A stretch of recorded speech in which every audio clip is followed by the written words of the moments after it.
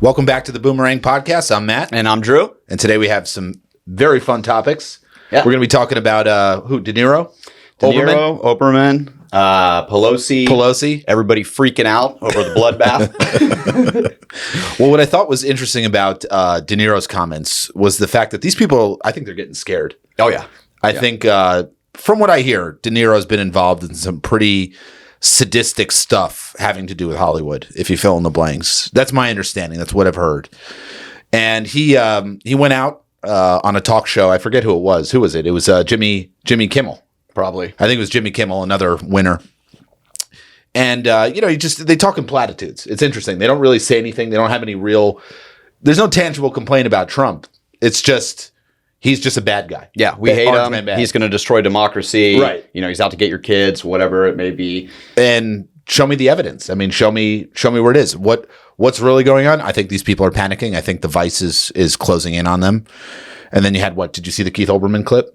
Yeah. Well, what's really funny is that, he attacked Trump for the bloodbath, all that. And the beautiful thing about something like X is, you don't have to rely solely on mainstream media, right? So they came out and debunked that right away. Right. Enough Elon Musk even hit him up, and Keith Olbermann had to delete the tweet, right? And then has another, breakdown on TV again. And they're scared because Trump is taking this election away. There's less and less people, I think, voting or wanting to vote for Biden in the same kind of, political class that he's in. And so they're freaking out, and I think that's why you're starting to see these guys become even more unhinged, if you can even believe that. It's crazy to believe. And what's funny is that you have RFK Jr. running. So RFK Jr. is going to split the Democrat vote, not the Republican, right? Yeah. Most Republicans, I like RFK Jr. because I know what he's really up to. But those old school Republicans from, not the young kids, right, but more the older that want more of the central, be more in the central, the conversation, right? He's going to attract those voters. Do you think it's going to be Biden? I don't think it's going to be Biden in October. It's getting so far in. I just don't know. I thought that he would have been replaced by now. I thought somebody would have come up. I guess there's essentially still time, but really in a couple of days, he's going to lock up the nominee. And at that point, I don't know the legality of being able to pass that nomination off to somebody else. I think if they claim the 25th Amendment on him, or, he's got some medical emergency, I think they absolutely, there's got to be rules in there for switching him out. Yeah. Well, they'll make the rules up as they go. Yeah, they'll make it up as they usually do. Exactly. And what's so funny is they never even really had a primary on the Democrat side. Right. They just jumped in right at the end, oh yeah, we're having primaries. And it's like, we had just gone through a dozen of them. Right. Yep. It was like. Because I think half the Democratic Party is waiting to see, is he actually going to run? Right. I mean, everybody's kind of egging him on, hey, don't do this. You're getting old. Hey, for the betterment of the country and the party, let's find somebody else. And he just, I want kept Michelle. pushing. I know it's not going to happen, but I really want Michelle Obama to run because Michelle Obama is obviously Michael Robinson. Right. And it would just be funny to see Trump use the same move he used on Obama back in 2011, which is show me your birth certificate. Yeah. Right? Because it would show the real name. To both of them. To both of them. Yeah. Use the same maneuver on both. That would be hysterical. But I think it'll be Newsom. And then what about Pelosi came out and well, it's just, when Trump was given a rally speech and he was talking about it'd be a bloodbath for the auto industry, to continue going with Biden's policies. Right. They just clipped out the whole auto industry and brought the bloodbath, right? And so everybody came out saying, oh, it's going to be a bloodbath if he doesn't get elected. He's going to attack our democracy, bring it down. And it's essentially so saying, no, they're going to move all these factories to Mexico or where else, and we're going to lose American jobs, and it's going to be a bloodbath in that industry. Yeah, and it already has been. Yeah. I mean, it already has been. Yeah, and then, as far as the economy, I mean, we were predicting when we first started the podcast that banks would close up, right? Yep. We've seen a lot of that, right? What else? Well, you just look at global, economies. One in particular I like to follow is just the Japanese market. Right. Again. And, essentially what they're going through is stagflation. Right. Right. And it's only going to get worse. And that's a kind of a bellwether, it's what's coming. It's going to start coming and happening. Right. Yeah. And so, it's just really interesting. Even today, it's people that I've been reaching out to for the last couple of months. So all of a sudden, they're calling me back in droves, yes, right? And they're realizing, hey, this is what's going on. Yeah. We need to get out of the dollar. I need to protect myself. And, it's getting to the point where, again, we've said this in the past, but since we started, gold's gone up a couple $100s an ounce. Silver's gone up a few dollars. And not the end of the world, by the way. It's still a great opportunity to buy it. It's probably going to go much higher. Yeah. But if you remember back in last March, April, when we had those three banks go under, everybody started buying. The big money started buying. And what did we see? We saw 2, 3, 4, 5, 6 week wait, like weeks that we had to wait to get product in, right? And so, once big money starts realizing what's happening and they're going to start buying, in huge bulks, the average person, it may be difficult to get, gold and silver, and you may have to wait some time to get it. So get it while you can. Well, that's something we were actually talking about before we hopped on this episode was, I've got a couple friends who are worth, tens of millions of dollars, very well off guys. And, I talk to these people and it's like, I was explaining to you, it's like, I talk to them, I'm like, you should get some gold. And they're like, I don't like gold. Doesn't make me any money. And it's like, yeah, that's true. You're probably right. But when these people realize that this is probably one of the only places to be to protect your money and to hold on, right? Because what Drew and I always talk about is gold and silver are, it's bringing your money from this system into the new system. Correct. Right? It's storing the value. Whatever gold and silver prices do, they're going to do.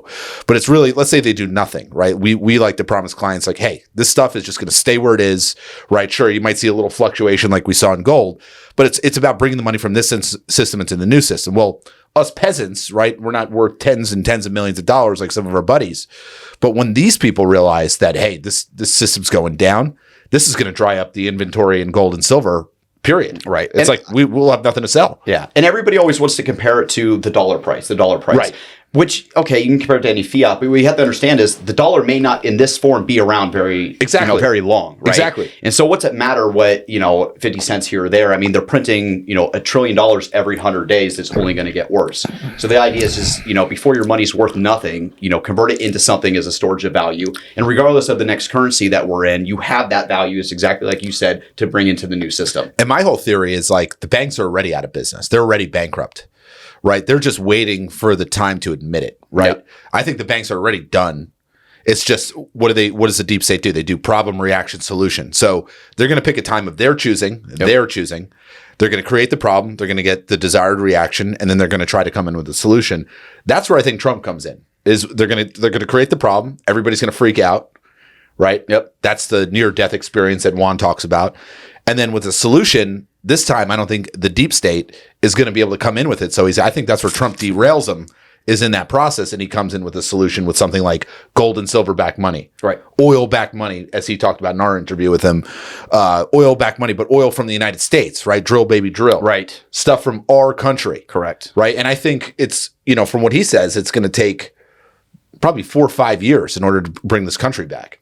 So it's like, we got to get to the crash. And then after the crash, it's like we probably have a good 4 or 5 years of rebuild. We're probably going to be an isolationist country. We get from 71. So for the last 50 plus years, they've been slowly, devaluing our money once they took us off the gold standard. So the idea that it would just turn around in 6 months is absurd. It's absurd, right? There's going to be some pain before we get to the other side. Nessara, Gisara. It's like, no, there is no Nessara, Gisara. Do I think people will recoup some of their monies from banks? Yeah, I do.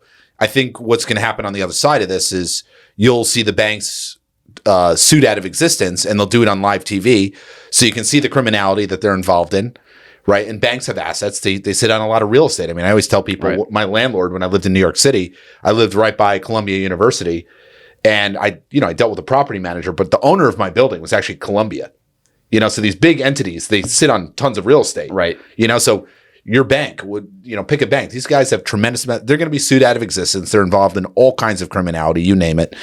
And we'll see them, sued out of existence on live TV, right? Everybody's going to tune in. And you'll recoup, 20% of your money? It's a crapshoot. Who knows? I mean, the crazy thing is like, it just gets worse. I mean, think of all your clients that come in that, they need to take $3,000 out in cash, right, from the bank, and they have to make an appointment for next week, right? It used to be you could go take out under 10K, fairly easily. Now I have people saying they had to drive to 3 different branches, and then keep in mind, they've closed over 3,000 branches nationwide of all these banks. Mm-hmm. So you have less options of places to go to, and you can get less money out, again, because they just don't have it. They're doing it over time so that no one notices it, right? They're doing it over the last, probably since 2020, arguably, since COVID. I think the banks shut down during COVID. That's when I think the banking industry was done. And I think it's just running on whatever faith people still have, or whatever confidence that's slowly waning. Exactly. So things are dwindling. Give me or Drew a call, because we do think it's urgent. This is not just like some false sense of urgency. It's like, no, we're not like fear tactic people. I think you'd agree. What we are is we're realists. We're people that have 2 eyes and 2 ears and just try to understand what's really going on. I mean, not to beat a dead horse, but look at Evergrande. I mean, Evergrande, the big Chinese real estate company, they went bankrupt 2 years ago. They just admitted that last month, that they went bankrupt. Yeah. So it took them 2 years to admit it. Yep. 2 years. So that's what I think they're doing with the banking system, and that's why I think it's important to call. Anything you want to add? No, just, give us a call. We're here to help, and God bless. God bless. See you in the next episode. Cheers.